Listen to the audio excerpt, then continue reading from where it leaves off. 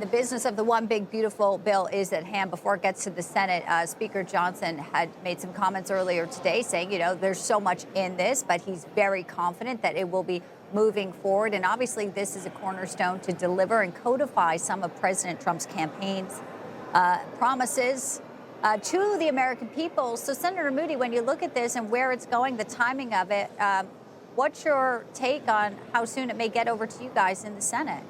Well, this is an aggressive agenda, right? We that are here have been supportive of this president, what he wants to accomplish in delivering additional resources to the border and to security and making sure we're rolling back some nonsense energy policies and making sure we're not recklessly increasing costs for Americans. At the same time, President Trump has been very specific, as have many of my colleagues. We want to make sure we're being fiscally responsible.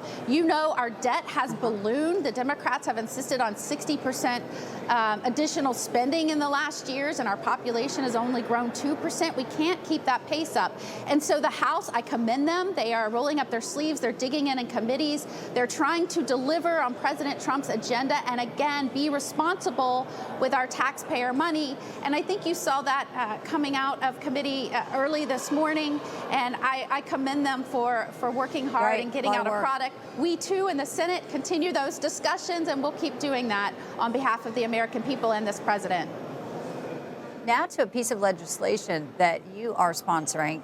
It's called the Stop CCP Visas Act. I actually had a chance to sit down with Congressman Riley Moore from West Virginia in the House over at CPAC. He's sponsoring the bill there. You've introduced companion legislation, Senator Moody, in the Senate.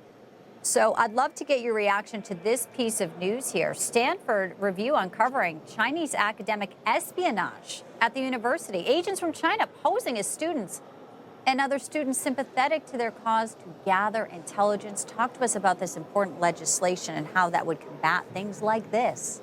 Well, let me commend you for focusing on this and highlighting this for the American people.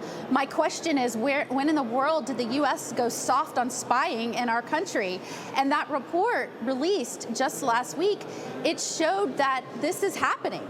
It was based on those coming forward at the university. And I've been pointing out, China has a law that requires its nationals to participate in intelligence gathering and their own national security as directed under penalty. And we cannot keep importing spies into our country. If you have 300,000 Chinese students coming into our universities, we're showing arrests where they're getting caught on military bases, stealing information from our universities.